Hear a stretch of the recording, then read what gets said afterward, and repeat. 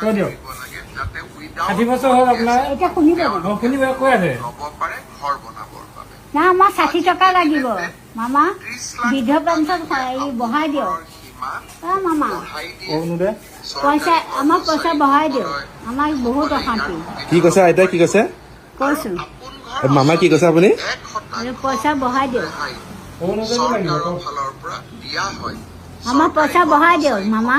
আপোন ঘৰ আঁচনিৰ সুবিধা লওক মই নিশ্চয় আশা কৰিম না পইচা বঢ়াই দিয়ক অসম কৃষি বিপণন পৰিষদৰ কৰ্মচাৰীসকলেও বহুত এই নুশুনে এইবিলাক আপুনি ভাই ক'ব লাগিব কৈ লওক মই আপুনি এতিয়া কৈ দিব DRSৰ আজি এটা নতুন হাত চলাই দিয়ক কেবিনেটে মঞ্জুৰি কৈ দিয়ক এতিয়া মামা আমাক বস্তু দিব লাগিব ঢেৰ বস্তু দিব আমি বিধৱা মানুহ আমি বহুত অশান্তি পাইছোঁ আমি বহুত বস্তু আমাক দিয়ক এতিয়া পাই আছোঁ হ'লেও আমাক অলপমান বস্তু দিয়ক আকৌ অহাবাৰলৈ আপোনালোকক জিকাম এই পদুম ফুলতে আপুনি সদায় জিকিব মোৰ দীপালী বৰ থাকোঁ আপুনি পদুম ফুলতে আপুনি জিকিব মই আপোনালৈ আগবঢ়াইছোঁ সদায় পাব আৰু আপোনাক জিকামেই এইবাৰ এয়া আহি আছে নহয় বিধানসভা আপোনাক জিকাই দিম আৰু আপুনি আমাক হেৰি পইচাটো বঢ়াই দিয়ক বিধৱা মানুহ দীপালী বৰ থাকোঁ আপোনাক আশা কৰিলোঁ আপুনি পইচাটো বঢ়াই আমাক বিধৱা মানুহ হেৰি কৰক আৰু দীপালী বৰ থাকোঁ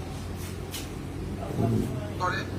যিহেতু মাৰ্কেটিং বোৰ্ডখন আগৰ দৰে চলাই হ'ব শুনিলে কিবা এটা কৈছে ইংলিছতে কৈছে এতিয়া আপোনাৰ পইচা দি দিব তেওঁক কৈ দিব লাগিব এইটো কথা দেই হ'ব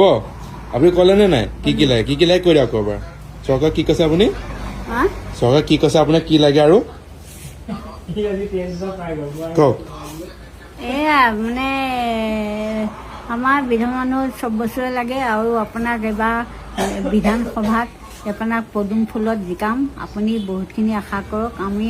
দিম আৰু মোৰ নাম হ'ল দীপালী বৰঠাকুৰ আপুনি কি পাইছে চৰকাৰৰ পৰা আপুনি কি পাইছে এতিয়া এতিয়া চব পাইছোঁ কি পালে এয়া এতিয়া